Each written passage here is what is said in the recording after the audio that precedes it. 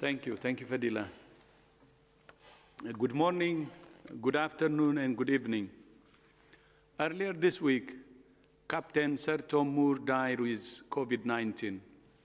As you know, as he approached his 100th birthday last year, Captain Sir Tom decided he would try to raise £1,000 for the United Kingdom's National Health Services by completing 100 laps of his garden.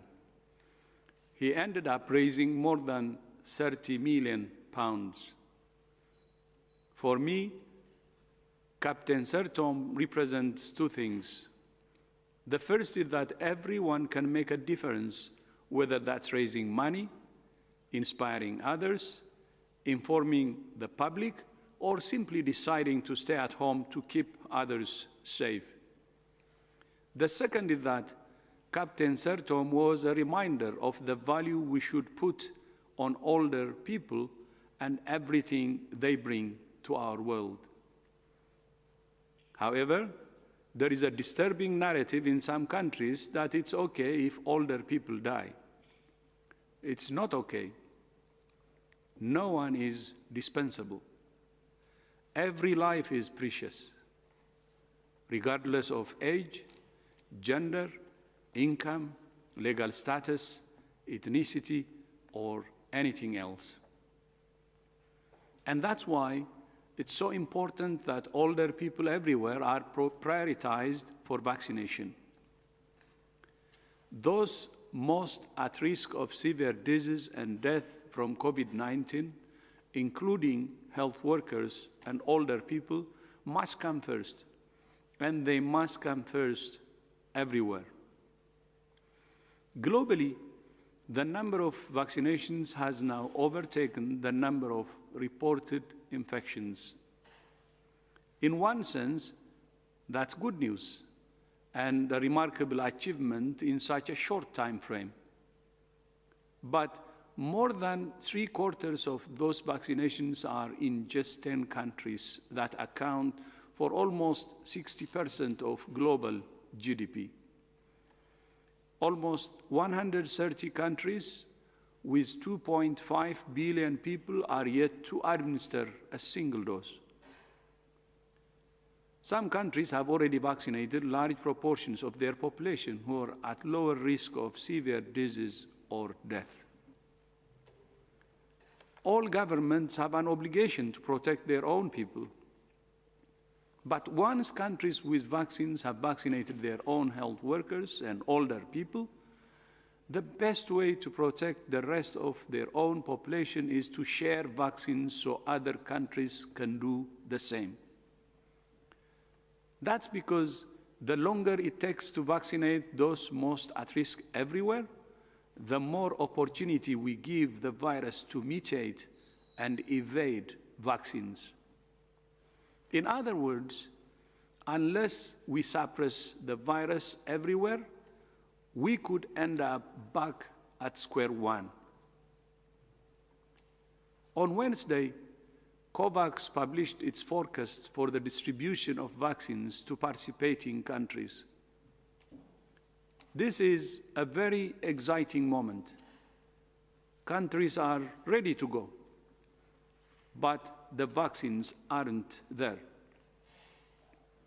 We need countries to share doses once they have finished vaccinating health workers and older people. But we also need a massive scale-up in production.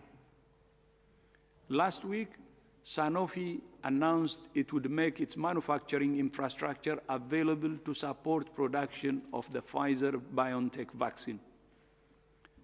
We call on other companies to follow this example. Companies can also issue non-exclusive licenses to allow other producers to manufacture their vaccine, a mechanism that has been used before to expand access to treatments for HIV and hepatitis C.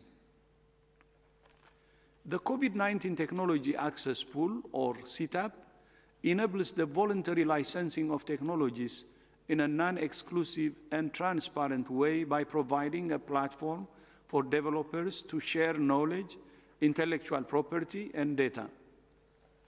This sharing of knowledge and data could enable immediate use of untapped production capacity and help build additional manufacturing bases, especially in Africa, Asia, and Latin America. Expanding production globally would also make poor countries less dependent on their donations from rich ones. These are unprecedented times, and we applaud those manufacturers that have pledged, for example, to sell their vaccines at cost. But manufacturers can do more. Having received substantial public funding, we encourage all manufacturers to share their data and technology to ensure global equitable access to vaccines. And we call on companies to share their dossiers with WHO faster and more fully than they have been doing, so we can review them for emergency use listing. Last Friday, we heard from health workers in Uganda and Pakistan who are waiting to be vaccinated. Today, we're pleased to be joined by 2 health workers from high-income countries who have been vaccinated. First, I would like to introduce Professor Gabriel Gold, who works in a geriatric department at the Troyes Hospital here in Geneva. Professor Gold, thank you for joining us. Please share with us your experience during the pandemic and your hopes for your work and indeed the world now you have been vaccinated. You have the floor. Thank you very much for inviting me. I must say that vaccination for me was a huge relief. You mentioned the case of a centenarian who did so much and unfortunately suffered from the disease. It's important to remember that the sickest people with COVID-19 are very often the oldest and the most frail. I work in a hospital that has provided acute care to people with COVID-19, perhaps over 600 patients since the beginning of the pandemic. These people deserve top quality care for their COVID disease, but they also require a lot of help with other comorbid diseases, but most importantly, sometimes with very simple things. It can be helping them sit up in bed. It can be helping them wash their face or brush their teeth or taking a sip of water. It can be just a reassuring presence because sometimes they may be lost or confused because they are so sick in unknown surroundings. This means that there is a very close proximity when taking care of such patients between patients who have a very serious and infectious disease and healthcare workers. And of course, we use protection, whatever we need, the protective clothing and barriers and masks. But the vaccine is really a key way to prevent the spread of the disease. And of course, this is something that we worry about because we also have many other patients in the hospital who came in for other reasons who don't have COVID-19. And we want them to be able to go home without COVID-19. So we want to make sure that we do not transmit this to them. It also reassures us when we go home and we have our families, close ones, because we want to be careful too about transmitting the disease there. And vaccination is also an opportunity for health authorities to recognize the immense dedication that healthcare workers all over the world have put in to provide care for people with COVID-19. Long hours, foregoing vacation, month after month, and probably for many months to come. The health workers are there as long as they are healthy. And vaccination is a way for healthcare authorities to first show their appreciation of these healthcare workers, but also their understanding that if you want to provide care to people who really are very sick and need it, you need trained healthcare personnel. They have to be healthy, and vaccination is an important way to deal with that. Vaccination enhances the motivation of people who have worked very hard and need to continue to work very hard to deal with this terrible pandemic. The pandemic occurs all over the world. People are getting sick all over the world. People need healthcare workers all over the world. They need healthy healthcare workers all over the world. So we should vaccinate those people who are at risk so that we don't fill the hospitals and the care centers with as many patients. And we need to vaccinate, of course, wherever they are, all over the world, healthcare workers who are providing this care. Thank you. Merci beaucoup, Professor Gold. Thank you so much, and I welcome your support to accelerate vaccine rollout globally. Now to our second guest, Cindy Fras. Cindy Fras is a mental health specialist nurse at the Hospital Clinic of Barcelona. Cindy, we look forward to hearing about your experience working on mental health during the pandemic and what it has been like for you to be vaccinated. You have the floor, Cindy. Thank you very much for the invitation and for the introduction. Good afternoon, good morning, and good night around the world. Effectively, my name is Cindy Frias, and I'm a mental health specialist nurse. And I'm mental health nurse at Hospital Clinic of Barcelona, the Child Psychiatry Unit. And today I'm here for explain my experience in this pandemic situation and all the vaccination process. Owing to this public health emergency, Spanish hospital, and especially my hospital, the hospital clinic, had to adapt a lot of measures that include the adaptation, reorganization of clinical care units, hospitalization units, and even psychiatry units. All this change was a pressure and challenges for the nurse and all the healthcare workers. This experience and this current pandemic has caused an important impact on our emotional well-being, from the beginning and until now, because for the unexpected outbreak of the situation, the high rates transmission. Likewise, the increase of activity, the lack of staff, especially the nursing staff, led to an increase of our working hours every day. And that represented an important increase of stressor for us.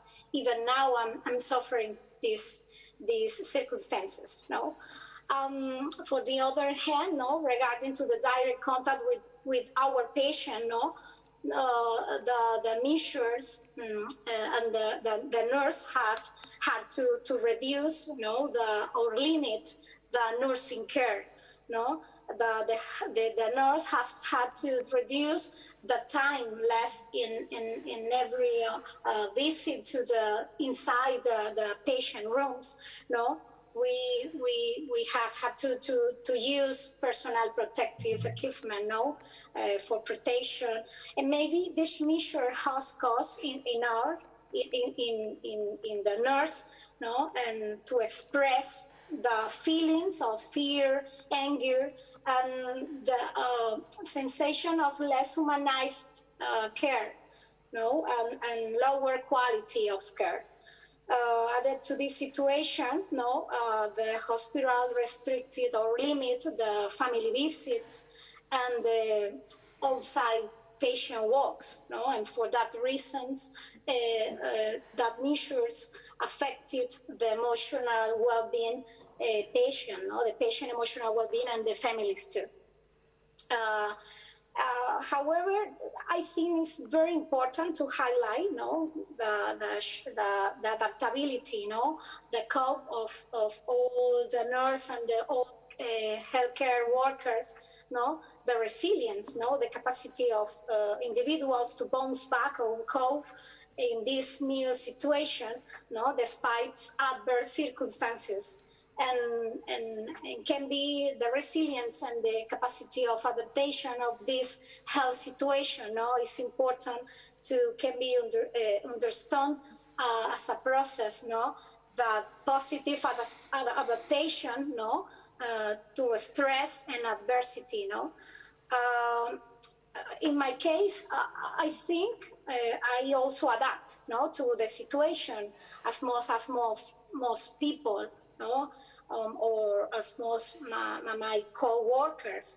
But I have felt fear and anxiety because, for example, I have a 3 years old son, and I live with my mom, and I have especially been afraid of infecting them, no, and I have to come to work every day, you know, and for that reason, I think I was feeling that sensation or negative thoughts every day, you know.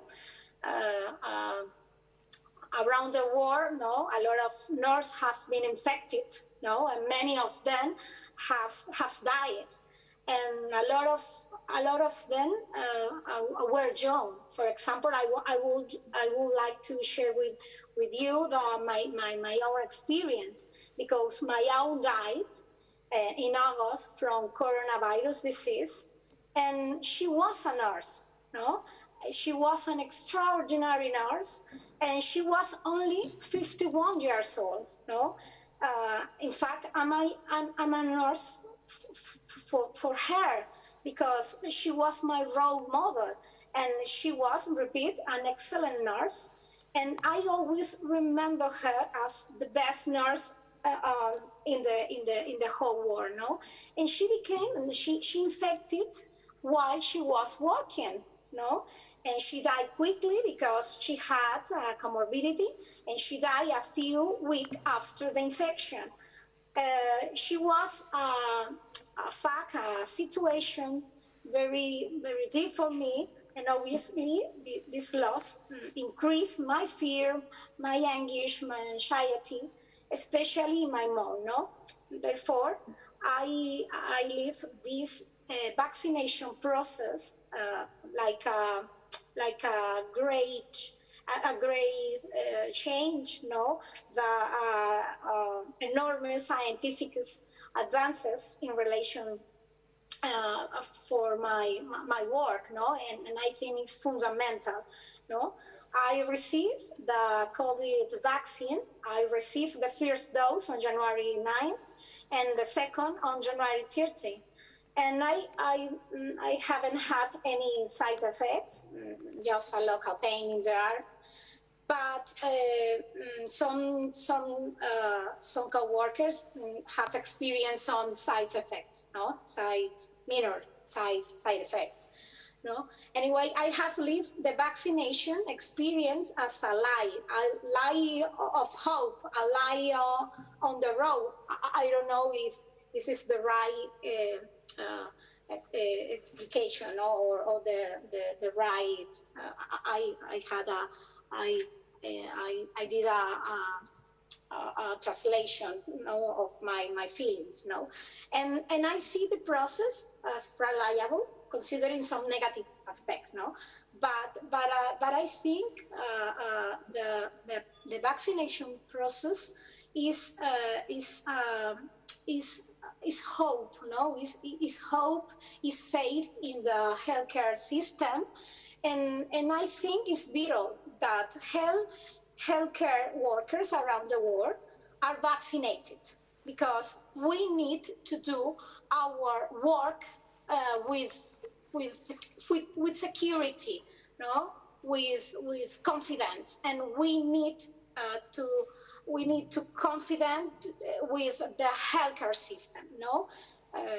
My family are very happy. My mom is happier for me, and my family is happy and hopeful for the future, and see the vaccination, no, the vaccination process, the COVID vaccine, as something safe, no, close, and maybe as a tangible fact, no. And I think the most of my coworkers see the vaccination process as something very positive, no, for us. And I think we need this vaccine for all the healthcare workers around the world. Thank you so much. Thank you. Thank you, Cindy. Muchas gracias. We know many people have felt isolated during the pandemic, and the work you do as a mental health nurse specialist is so critical. Thank you once again to both our guests today. We're glad both of you have been vaccinated and are able to keep doing your essential work. And thank you to both of you for the clear call you have issued for health workers everywhere to be vaccinated. Fadila, back to you.